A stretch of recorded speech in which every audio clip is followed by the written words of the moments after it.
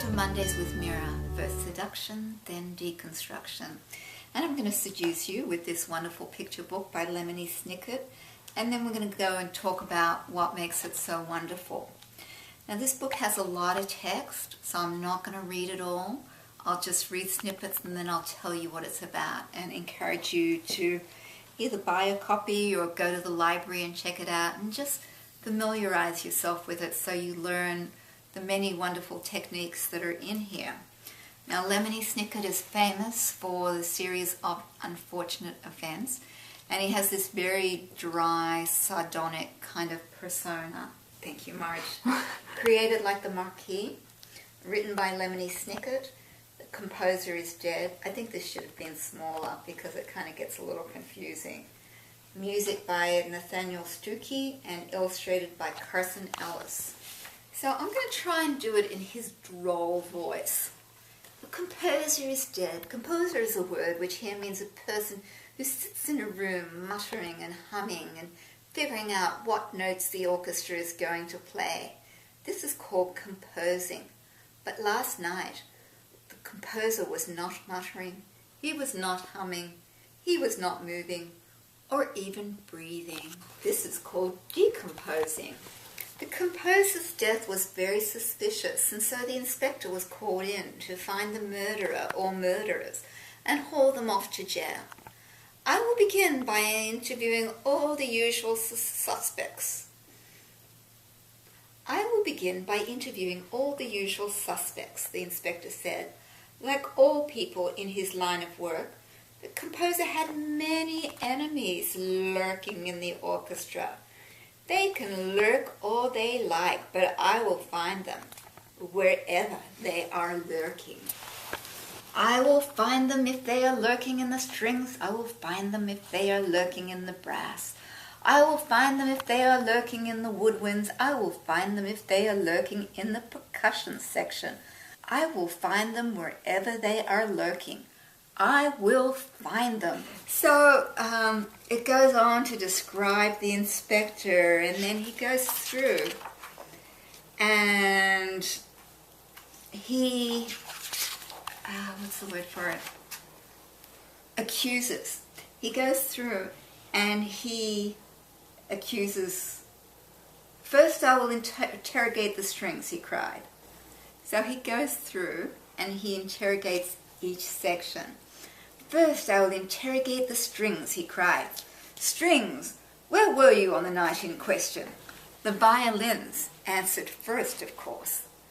The violin section is divided into the first violins who have the trickier parts to play, and the second violins who are more fun at parties.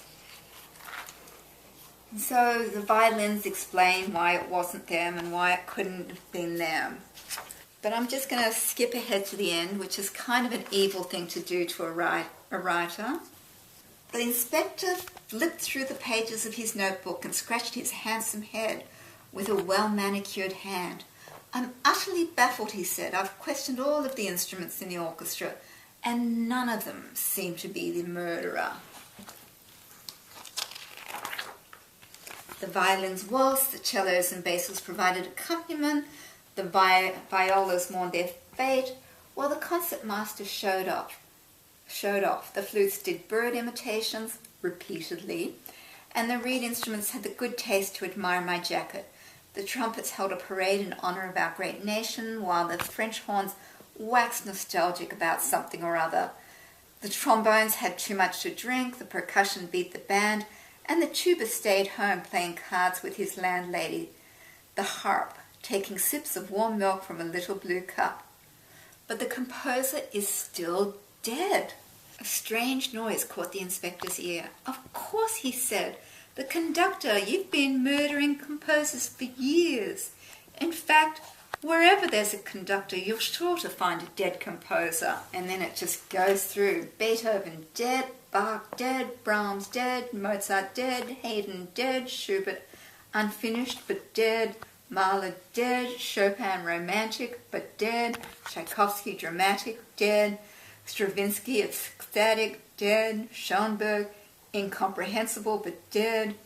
It's very clever, especially for anyone that knows about classical music.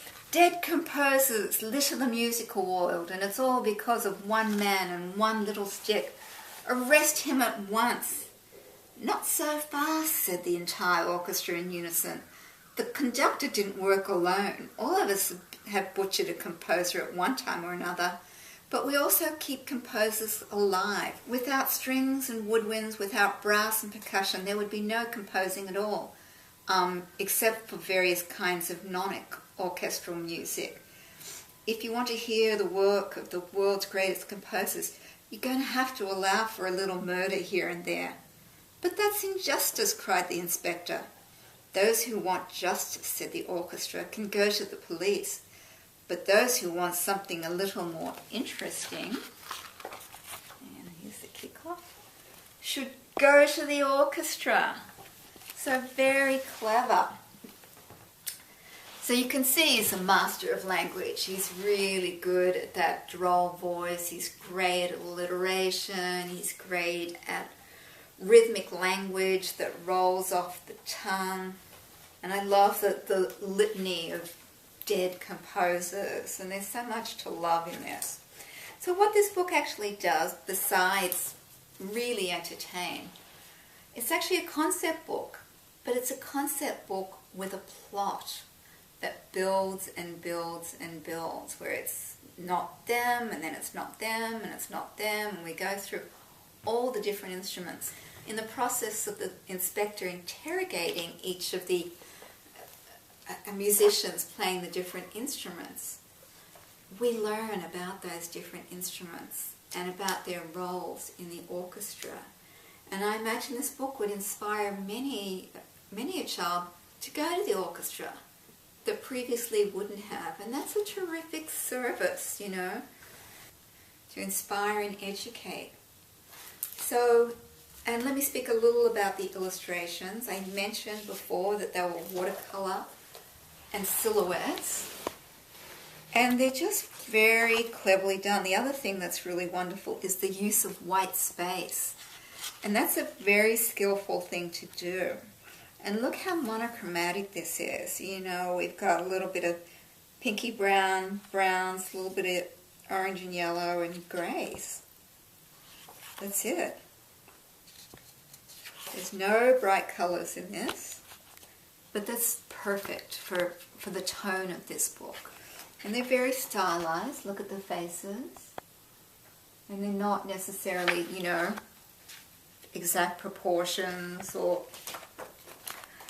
you know, they're certainly not, photorealism, but they're delightful and very, very engaging. They've got a vintage look that goes with the feel of the book. The same with the type. So it's just really, really nicely done. So that's it for this week's Mondays with Mira. First seduction, then deconstruction. I hope you've enjoyed this video, and I hope I managed to keep it fairly short.